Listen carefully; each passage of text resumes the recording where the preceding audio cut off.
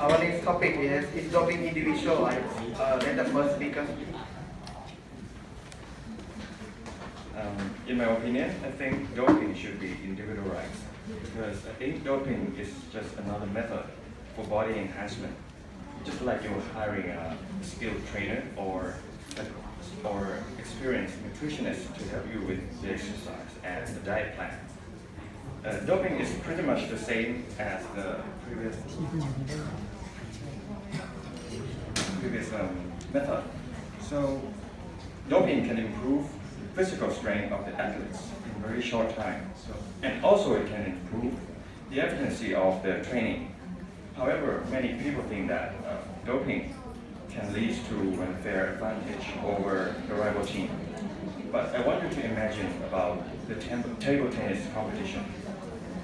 Imagine if the player in team A choose to use the advanced table tennis racket, but the player B choose not to use it.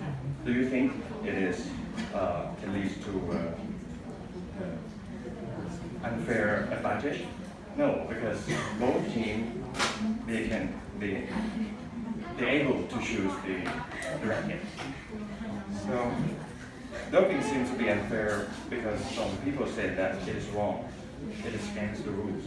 But since it is affect only on the user body, so I think this should be the decision of the user, not anybody else.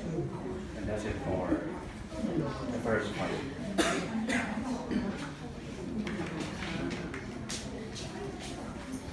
Thank you. Let the next speaker speak.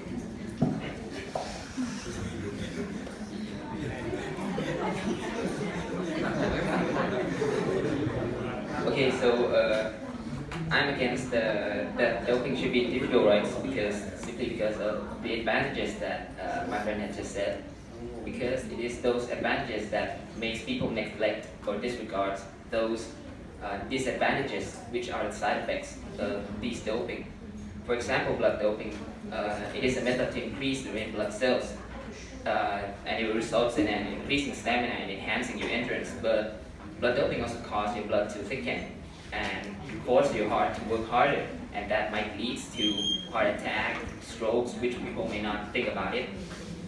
That's why there are many cyclists die from blood doping as well. So just imagine what would it be like if it becomes individual rights.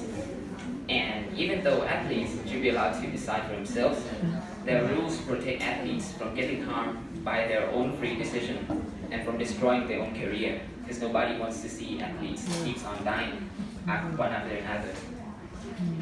And it also actually harmful to other athletes as well, because the dope athletes will influence other non-doping opponents into doping themselves in order to keep a competitive edge.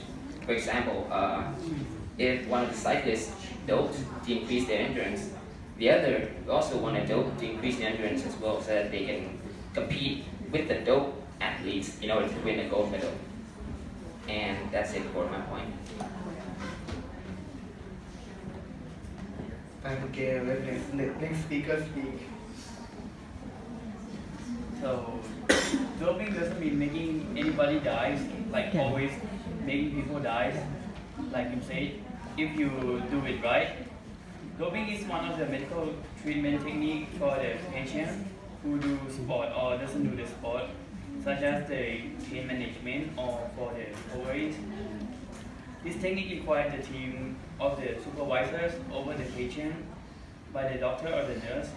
So the safeness of this technique will be guaranteed under control by the medical team. Also, according to the research, there are many numbers of the sport fans who are interested to see a good outcome of the game rather than caring about the player health, since they are already paid for the entertainment.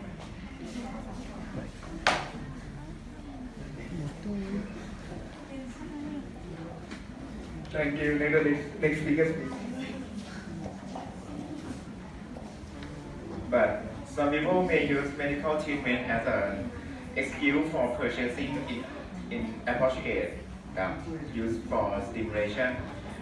Medicines that contain doping chemicals sometimes do not require medical certificate and can be purchased in general, such as pseudoephedrine in cold medicine. Moreover, ordinary food that we consume in our daily life also can act as an stimulant, for example, like caffeine in coffee. And side effects of stimulants such as hypertension, hyperthermia in some cases may lead to death. So doping is more dangerous than the individual life.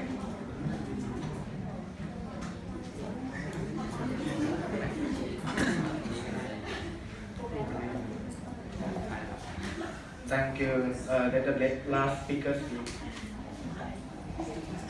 So in my opinion, I think doping is individual, right? Because it all starts from the inequality.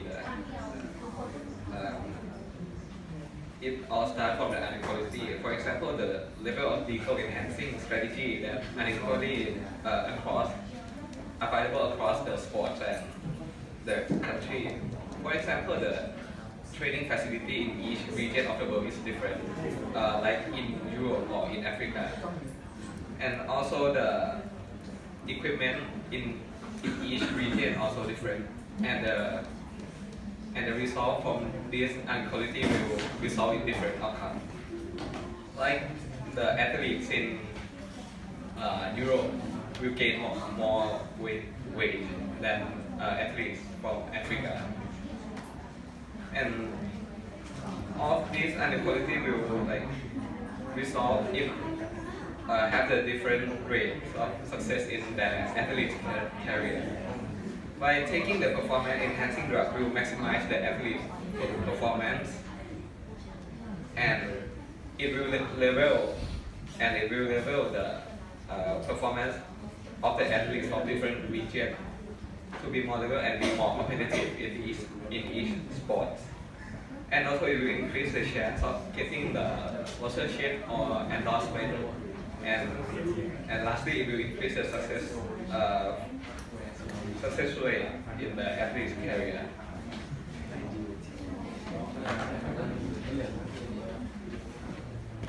Thank you. That is the last speaker.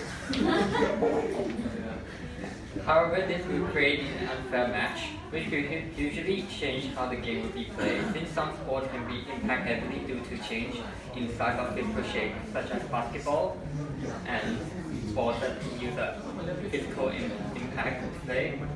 And lastly, it will create a new competitive environment of forcing the other athletes to dope along with others just to keep themselves in a competitive range with other competitors, which will result in most athletes will be doping and receiving all of the negative consequences in the end, which are the consequences that my team has said. Thank you. Thank you. That is the end of this topic.